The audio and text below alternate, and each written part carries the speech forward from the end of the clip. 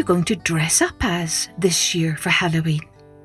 I know it might be hard for many of us, as we maybe cannot go out and trick or treat the way we usually do because of all this discombobulation in the world.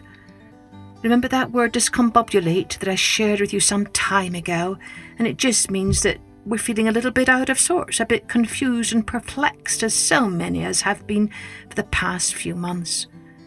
But remember, stories and poems are great ways to boost our spirits, cheer us up, and give us a little jolt of joy or sliver of solace. Hello everyone, I'm Kathleen Pelly. Welcome to Journey with Story. Today's episode is another kind of nonsense poem with lots of fabulous made-up words that you will just have to guess the meaning of as we go along. It's a great poem for Halloween, I think, as the main character is a little spooky. Now, mums and dads, if your little one is under 5, you might want to take a listen first to see if it's too scary for her or him. And if so, you can always go back and choose another episode. Today, I want to give a huge big thank you to a parent who wrote a terrific review of our podcast. The iTunes name is Elliot W89, and a very happy belated birthday to your son, Adon High. Forgive me if I did not pronounce that correctly. He had a birthday on August the 24th, so a happy belated birthday to you. Let's take a journey with The Dong with a Luminous Nose by Edward Lear. When awful darkness and silence reign over the great Grombulian plain, through the long wintry nights, when the angry breakers roar as they beat on the rocky shore, when storm clouds brood on the towering heights of the hills of the Chankly Bore, then, through the vast and gloomy dark, there moves what seems a fiery spark, a lonely spark with silvery rays piercing the coal-black night.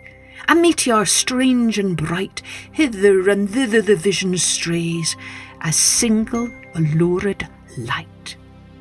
Slowly it wanders, pauses, creeps.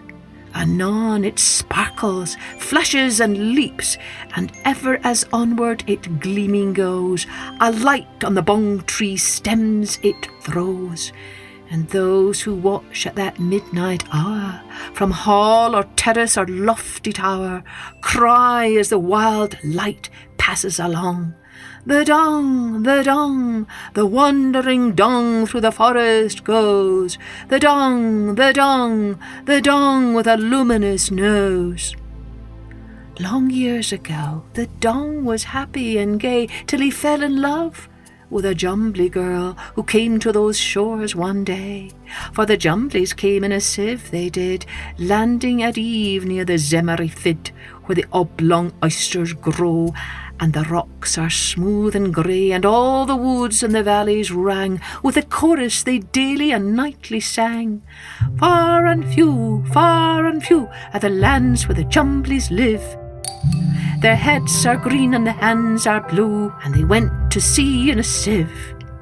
Happily passed those days, while the cheerful Jumblies stayed. They danced in circlets all night long to the plaintive pipe of the lively dong, in moonlight, shine or shade.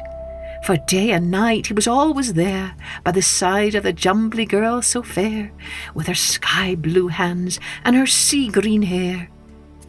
Till the morning came of that hateful day, when the Jumblies sailed in their sieve away, and the dong was left on the cruel shore, gazing for evermore, ever keeping his weary eyes on that pea-green sail on the far horizon, singing the Jumbly chorus still, as he sate all day on the grassy hill. Far and few are the lands where the Jumblies live. Their heads are green and their hands are blue, and they went to sea in a sieve. But when the sun was low in the west, the dong arose and said, "What little sense I once possessed has quite gone out of my head. And since that day he wanders still by lake and forest, marsh and hills, singing, "Oh, somewhere in valley or plain might I find my Jumbly girl again. Forever I'll seek by lake and shore till I find my Jumbly girl once more." Playing a pipe with silvery squeaks, since then his Jumbly girl he seeks. And because by night he could not see, he gathered the bark of the twangum tree on the flowery plain that grows, and he wove him a wondrous nose, a nose as strange as a nose could be, of vast proportions, and painted red, and tied with cords to the back of his head. In a hollow rounded space it ended, with a luminous lamp within suspended, all fenced about with a bandage stout, to prevent the wind from blowing it out, and with holes all round to send the light and gleaming rays on the dismal night. And now, each night and all night long, over those plains still roams the dong, and above the wail of the chimp and snipe you may hear the squeak of his plaintive pipe, while ever he seeks, but seeks in vain, to meet with his Jumbly girl again. Lonely and wild all night he goes, the dong with a luminous nose, and all who watch at the midnight hour, from hall or terrace or lofty tower, cry as they trace the meteor bright, moving along through the dreary night, "This is the hour when forth he goes, the dong with a luminous nose. Yonder, over the plain he goes, he goes, he goes, the dong with a luminous nose."